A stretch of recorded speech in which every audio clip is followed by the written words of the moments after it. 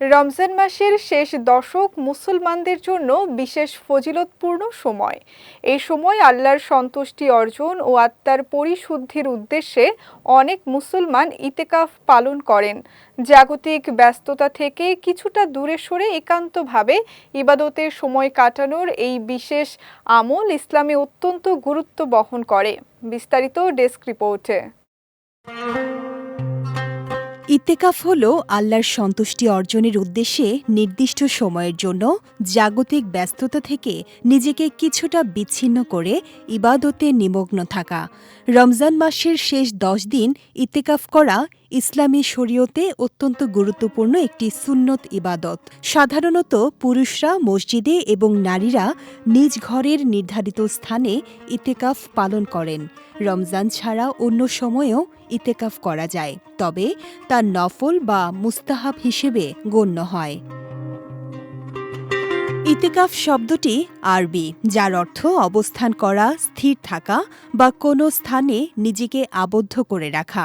ইসলামের পরিভাষায় আল্লাহকে খুশি করার নিয়তে মসজিদে বা ঘরের নির্দিষ্ট স্থানে অবস্থান করে নামাজ, কোরআন তেলাওয়াত, জিকির ও দোয়ার মাধ্যমে ইবাদতে সময় কাটানোই হল ইত্তেকাফ। রমজানের শেষ 10 দিনের ইত্তেকাফ শুরু হয় 20 রমজানের সূর্যাস্তের পর এবং ঈদের চাঁদ দেখা গেলে তা শেষ হয়।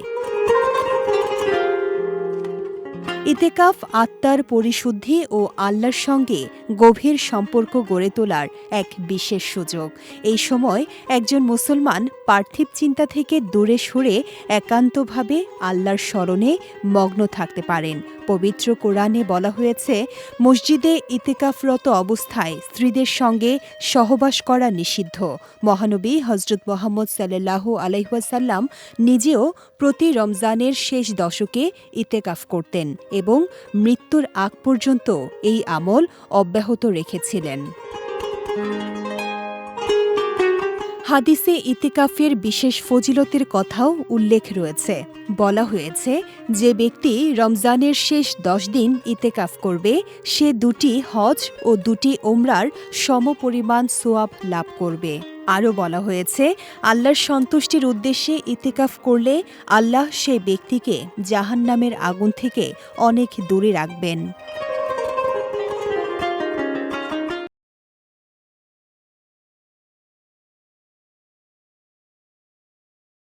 ইত্তেকাফের সময় ইবাদত, কোরআন তেলাওয়াত, জিকির ও দোয়ার মাধ্যমে সময় কাটানো উত্তম। প্রয়োজন ছাড়া ইত্তেকাফের স্থান ত্যাগ করা যায় না।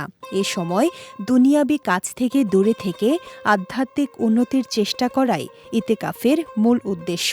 তাই মুসলমানদের জন্য এটি আত্মশুদ্ধি ও আল্লাহর নৈকট্য লাভের একটি গুরুত্বপূর্ণ ইবাদত। বিজয় টিভি নিউজ ডেস্ক।